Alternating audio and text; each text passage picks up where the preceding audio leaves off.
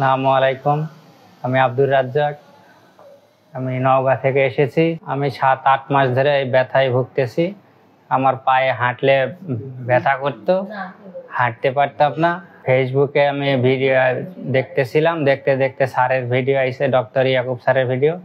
আমি এগুলা ভিডিও অনেক দেখছি, দেখে আমার মনে হয়েছে যে না, এগুলো এখানে গেলে আমি সুস্থ হব। এই জন্য আমি সরাসরি যোগাযোগ করে বিএলসিএস হসপিটালে আমি এসেছি। এসে স্যার আমাকে কয়টা রিপোর্ট দিয়েছে। রিপোর্ট দেখে স্যার বলেছে যে লেজার সার্জারি করতে হবে।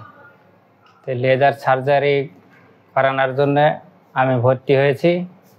ভর্তি হয়ে লেজার সার্জারি করেছি। করে এখন আমি মোটামুটি অনেক সুস্থ আছি, এখন ভালো আছি। স্যারের ব্যবহার খুবই ভালো, মানে ভাষায় বলাই যাবে না স্যারের ব্যবহার।